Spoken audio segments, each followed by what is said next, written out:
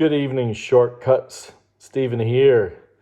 Shortcuts Records price list will go out at 9 p.m. Sydney time on Wednesday, February 14th. Valentine's Day, as always, the list will go out though.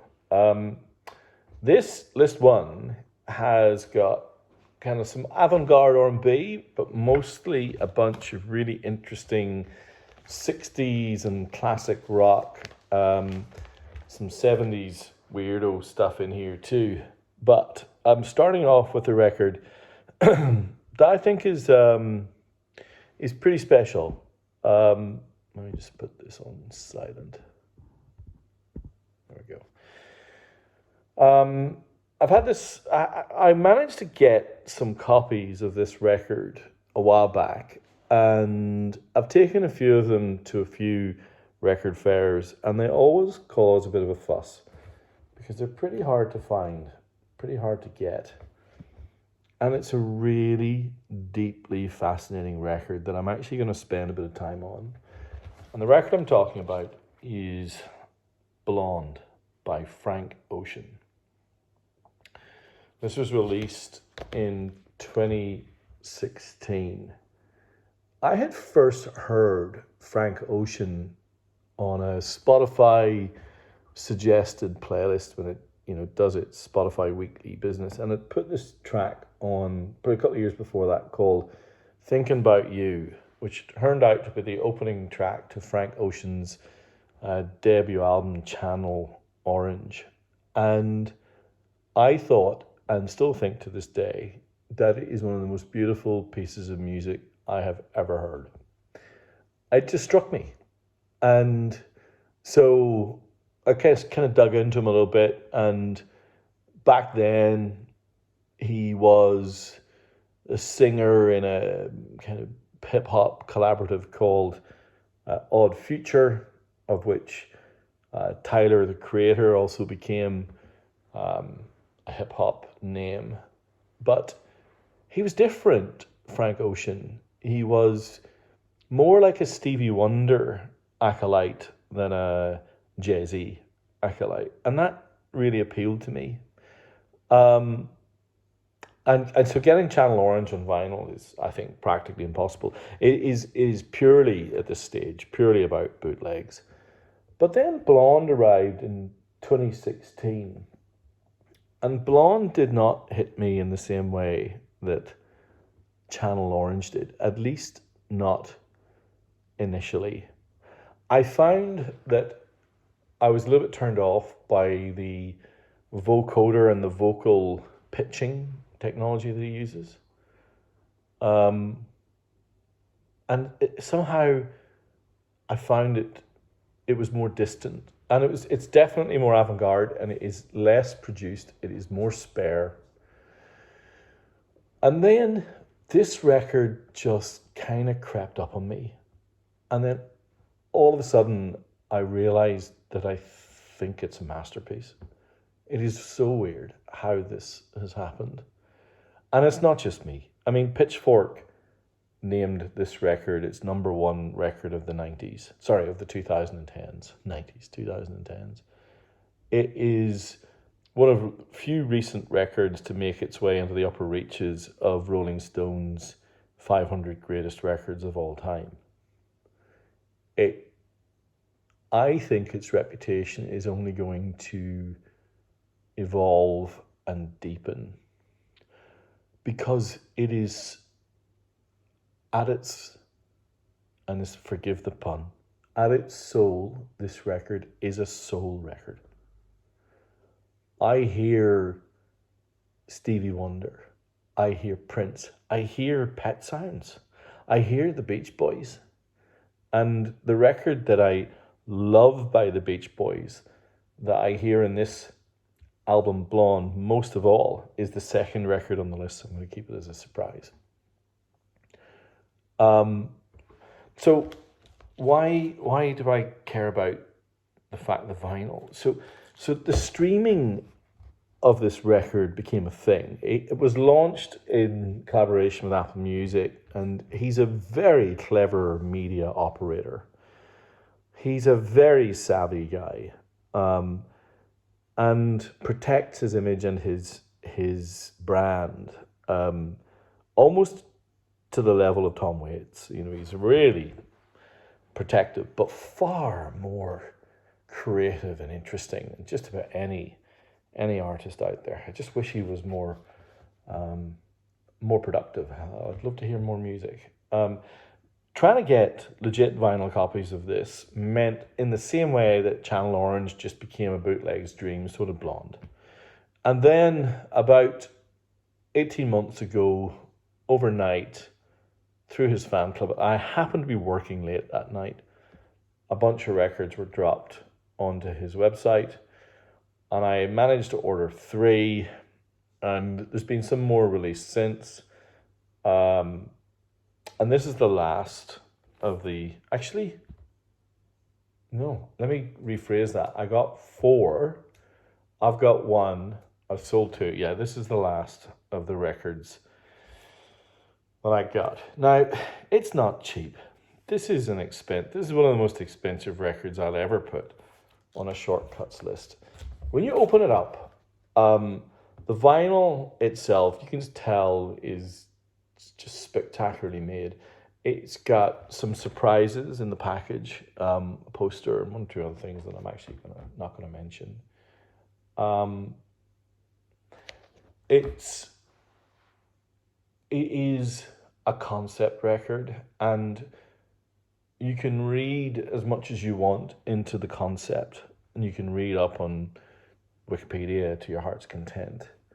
But what you have is a guy whose sexuality and his experience of growing up in California, some time in New Orleans, time in Los Angeles, and then obviously time as a recording artist, has influenced himself to the point where he doesn't really think about hits. Whilst Beyonce appears on this record, it's subtle. Everything about this record is nuanced and artful and beautiful. And it is very different to anything. You know, when I put it on, even Melissa, she's wandering around and she hears it, she'll pause and just go, oh, that's interesting. And it's on vinyl. Obviously, you know, this record club is focused on Japanese records from the 50s to the 80s because they really did a wonderful job, often, not all the time, of creating a very high bar for vinyl listening. I find this record just clears that bar for just about anything that I've heard. Whilst it's electronic music, still it's organic electronic music. It still hits me in the heart, and I love it to bits. And I know this record's going to be expensive, and some of you are going to have a nosebleed, and you're going to say I'm nuts. But I love it. It's just that it's hard to find. It is what it is. Maybe some of you out there love this record as much as I do. Blonde. Frank Ocean. Now, I mentioned Brian Wilson. I think Frank Ocean and Brian Wilson share some DNA in wildly different ways, but, you know, I have no idea whether Frank Ocean is on the spectrum, and we all know that Brian Wilson has had his mental health challenges. I have no idea about Frank Ocean. Couldn't give a monkey's. But do I think he hears music differently to other creative people? Yeah, I do. I think he hears things differently, and that is what he has in common with Brian Wilson. And in 1966/67, Brian Wilson was on another planet compared to everyone else, even Lennon and McCartney. I mean, Lennon and McCartney ended up on another planet with the back end of Revolver leading into Sgt. Pepper. But you've got that run of Pet Sounds, Smiley Smile, and this record, Wild Honey by the Beach Boys, that I think is amongst the most idiosyncratic and weird run of records for a major label artist in the history of recorded music. It's deeply odd, and therefore, when in retrospective, deeply brilliant. At the time, the reviews are sarky and dismissive, and I'm kind of like, what are the Beach Boys doing? What are they about? People were kind of just like bemused. But now you listen to Wild Honey, and I tell you, Frank Ocean has heard this record. I know Frank, he must have, because there are little weird out there things. Because when I listen to Blonde, I imagine Frank Ocean I imagine his synthesizer / electric organ working out these crafted melodies from his mind, getting them into the ether, into reality. And this is the same. Wild Honey is dominated by Brian Wilson at his piano, working stuff out, and I can hear the band around him going, what the hell are you doing? But then again, I mean, I mentioned Stevie Wonder. There's Stevie Wonder cover versions on Wild Honey. So there's clearly some interconnecting cosmic tissue between these people who hear music in their minds that none of us can even imagine. I love it. It's what just fascinates me about this hobby. Anyway, Beach Boys, Wild Honey. What a record. Deeply odd, but brilliant. And this cover is a close-up of a stained glass window from Brian Wilson's home in Bel Air. I guess the Los Angeles connection is Frank Ocean lived there as well. All right, well, it's time for something completely different. I am only going to touch on this record. Those of you who've seen past videos or have heard some podcasts and bits and pieces that I've been on know how much I love this record. On a given day, this could be my favorite record of all time. The Japanese pressing of Electric Warrior by T-Rex is wonderful. The whole album is special.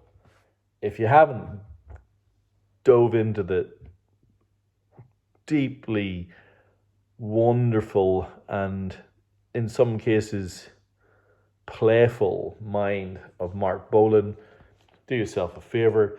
This record is steeped in the blues and probably kick-started glam and is as good as anything Bowie ever did. And therefore, it's great. Okay, gosh. I was talking about Bowie. You know what? I'm just going to go here. The third record in the Berlin trilogy. This is Lodger, and in some ways, it's, it may even be my favorite. Now that is actually David Bowie, even though it is not the way we think of David Bowie. He's crafted to make him look like a corpse. There's Lodger. This record is rather different to the icy weirdness of Heroes and those incredible instrumentals on Low. This is a panicky, glitchy, urgent series of 10 short, sharp stabs of noise, still engineered by Eno and Visconti. Tony Visconti, by the way, in his autobiography, which I read last year, talks about the song. I completely forgot. It just occurred to me. He talks about Wild Honey, the title track of this record, and listed it as one of his 10 or so favorite songs of all time. And obviously Visconti all over Lodger. And so this kind of record was stitched together during, it must have been the 1978 World Tour. It's great. A lot of fun, kind of little weird things like little snippets of all the young dudes except played backwards. And some of the songs have got the same backing track and just general weirdness, but it's great. And that's a Japanese first press gatefold. This is someone who hasn't appeared on a shortcuts list very often, but I really like this record. I remember buying this on CD back in, gosh, what year was this released? Now I'm challenging myself. In the late 80s, 87, 88. Yeah, Warren Zevon, such an interesting singer-songwriter, died way too young, I think, of lung cancer. And everyone is aware of his 70s records and, Werewolf of London and the like. But Sentimental Hygiene has a really crunchy sound. It's funny, and like, he always was a very, very funny songwriter, so it kind of makes sense. But the big thing about this record is that the backing band is a little known beat combo called REM. So this is effectively REM with a different lead singer.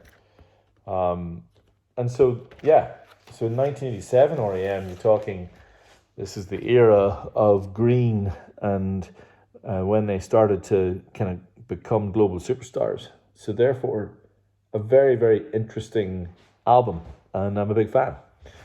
Now, we have mentioned this little known beat combo already. This is the Beach Boys, one of their more underappreciated records. This is the Magical Mystery Tour with Obi, the 1976 variant, and it's rather wonderful. Now, this is a record that I've not really spoken about, and I don't have much time to speak about it at length, but I'm a fan. This is Echo and the Bunnymen's third record, Porcupine. And they actually did go to Iceland, apparently, to record, to take the picture of the slaves. Thankfully, they didn't fall into a ravine.